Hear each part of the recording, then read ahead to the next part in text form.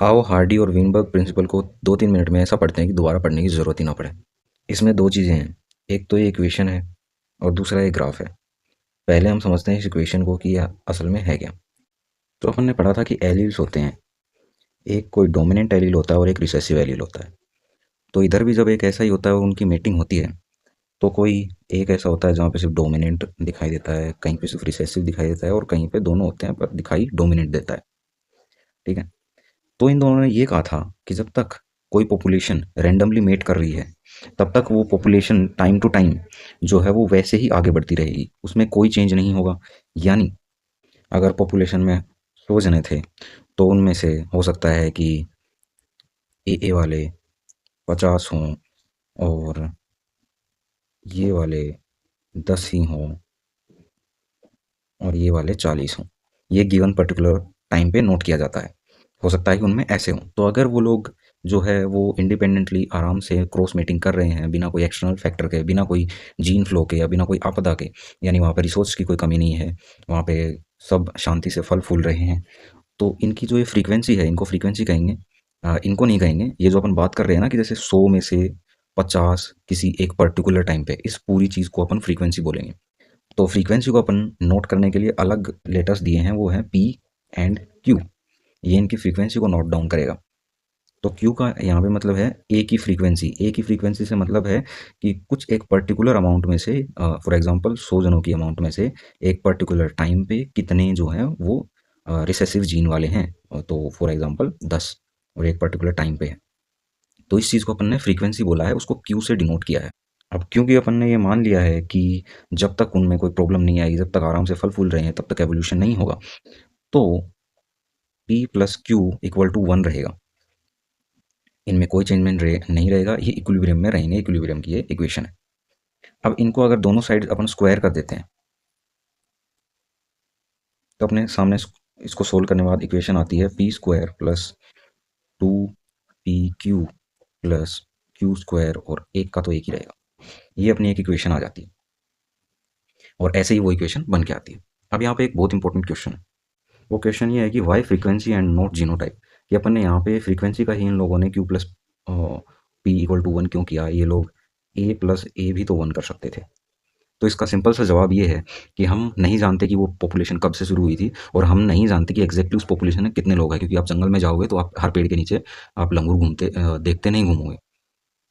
तो इसीलिए एक पैरामीटर लिया जाता है कि 100 लंगूर एक पर्टिकुलर टाइम पे हैं, और उन 100 लंगूरों में से उस पर्टिकुलर टाइम पे कितने तो ए हैं, कितने ए हैं और कितने ए हैं। ठीक है। इसीलिए हमने फ्रीक्वेंसी का यूज़ किया है, क्योंकि हमें नहीं पता कि वो पॉपुलेशन कब शुरू हुई थी, उसका अंत क्या है और एग्जैक्टली उसमें कितने लोग हैं, इसलिए अपन फ्रीक्वेंसी का यूज़ करते हैं यहाँ पे। अब इसको एक एग्जांपल से समझते हैं जिससे सब क्लियर हो जाए। यहाँ पे हम मानते हैं कि एक कोई डिजीज़ है, ठीक है, जो कि रिसेसिव है, और उसकी फ्रीक्वेंसी जो है वो है 0.04। अब रिसेसिव डिजीज़ कैसे दिखाई देती है? जब दोनों जो एलील्स हो ए हों, अगर एक भी कैपिटल ए हुआ, डोमिनेंट हुआ, तो रिसेसिव डिजीज़ दिखाई नहीं देगी। यानी ये जो वैल्यू आई है ये किसकी है? ए की वैल्यू है। अब अपने पास इक्वेशन है यहाँ पे।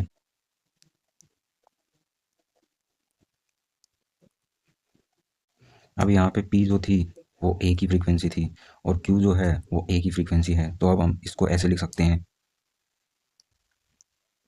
ए प्लस ए प्लस 2 ए और ए इक्वल्स टू 1।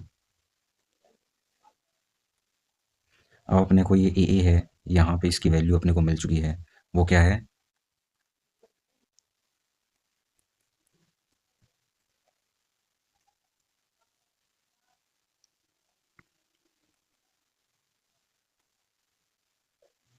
ये अपने पास क्यू की फाइनल वैल्यू आ गई।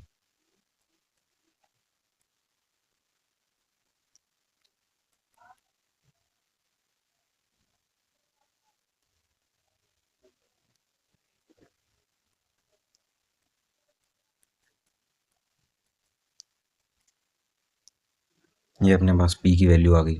तो अपने पास अब बचा क्या है? अपने पास निकालने को बचा है, अपने को क्वेश्चन में फिर आगे बोला गया है कि अपने को निकालने का है कैरियर की फ्रीक्वेंसी, कि कितने लोग ऐसे होंगे जो कि इसको ए को जो है कैरी तो करेंगे लेकिन शो नहीं करेंगे। तो कैरियर की फ्रीक्वेंसी का मतलब होता है ये वाला, इसकी वैल्यू निकालनी होती है जब आपको बोले कैरियर की फ्रीक्वेंसी निकालनी है। तो अपने पास ए की वैल्यू है और इस ए की भी वैल्यू है, यानी क्यू और पी रखना है यहाँ पे, ठीक है। और उसको 2 से मल्टीप्लाई करना है, यानी 2 इंटू 0.2 इंटू 0.8 और ये आएगा 0.32। ये आपका कैरियर का फ्रीक्वेंसी का आंसर हो जाएगा। अगर इसको परसेंटेज में करना है तो ये होगा 32%। इतना सिंपल है इसको निकालना। अब देखते हैं इस ग्राफ को। ये ग्राफ तब बनता है जब जो इक्विलिब्रियम है वो डिस्टर्ब हो जाए और एवोल्यूशन शुरू हो जाए। तो यहाँ जो वर्टिकल जो लाइन है यहाँ पे नंबर ऑफ इंडिविजुअल्स हैं, और ये जो लाइन दिख रही है यहाँ पे हाइट, यानी यहाँ पे है हाइट छोटी और यहाँ पे है हाइट बड़ी। तो जब ये था जब नॉर्मल था, जब सब इक्विलिब्रियम में था, तो मीडियम साइज वाले जो ऑर्गेनिजम्स थे वो ज़्यादा थे, उनको फेवर मिल रहा था। ये देखो यहाँ पे सारे यहाँ पे इकट्ठे हो रखे हैं, यहाँ पे कोई मीडियम साइज है। अब उसके बाद में डिस्टर्ब हो सकता है, तो 3 तरीके से डिस्टर्ब हो सकता है। एक तो होता है स्टेबलाइजिंग, कि ये और भी स्टेबलाइज होने लग जाए, कि यानी कि ये जो पहले जो छोटे और बड़े और थे ना, ये तो खत्म ही होने लग जाए। कि एक पर्टिकुलर हाइट, ये मान लो कि पहले क्या था कि रेंज थी कि 4 फीट से लेकर के 10 फीट तक थे, लेकिन अब ये हो जाए कि रेंज वो घटकर हो गई है 5 फीट से लेकर के और 6 फीट तक, यानी इस रेंज में ही जो है वो ऑर्गेनिजम्स एग्जिस्ट कर रहे हैं। इसका मतलब ये है, इसको स्टेबलाइजिंग बोलते हैं। दूसरे तरीके का एवोल्यूशन ये हो सकता है कि यहाँ पे एक तरफ शिफ्ट हो जाए, ये देखो आगे की तरफ शिफ्ट हो रहा है, यानी कि जो यहाँ पे बड़ी हाइट वाले जो ऑर्गेनिजम्स थे वो ज़्यादा जिंदा रह पा रहे हैं और छोटी हाइट वाले खत्म हो रहे हैं। यानी कि जहाँ पर पहले 5 से 10 थी, अब वहाँ पर 8 से 10 होने लग गई है एवरेज हाइट। ऐसे ग्राफ को डायरेक्शनल ग्राफ बोलते हैं, क्योंकि वो एक डायरेक्शन में जाता है। उसके बाद है थर्ड ग्राफ, जिसको बोलते हैं डिसरप्टिव ग्राफ। यहाँ पर क्या हो रहा है कि एक जो मीडियम वाला है ना, जहाँ मीडियम हाइट होती थी वहाँ पे तो ऑर्गेनिजम्स खत्म होते जा रहे हैं, लेकिन छोटी हाइट वाले और एकदम बड़ी हाइट वाले पनप रहे हैं। यानी कि दो अपोजिट ट्रेट्स हैं, वो एक ही जगह पे पनप रही हैं और ज़्यादा बढ़ रही हैं, जबकि उनका कोई इक्विलिब्रियम नहीं है। इक्विलिब्रियम जो है वो मिटता जा रहा है। इसको डिसरप्टिव ग्राफ बोलते हैं, और ये तब होते हैं जब एवोल्यूशन होना शुरू हो जाता है। जब तक एवोल्यूशन नहीं होता तब तक स्टेबल ही रहता है, कहीं पे कुछ भी नहीं होता, वैसे ही ऑर्गेनिजम्स की पॉपुलेशन रहती है। सो आई होप आपको सब समझ में आ गया होगा, और अगर कोई क्वेश्चन है तो कमेंट्स में पूछ सकते हैं। मिलते हैं ऐसी एक मज़ेदार वीडियो में, तब तक के लिए सब्सक्राइब करके रखो। Thank you very much.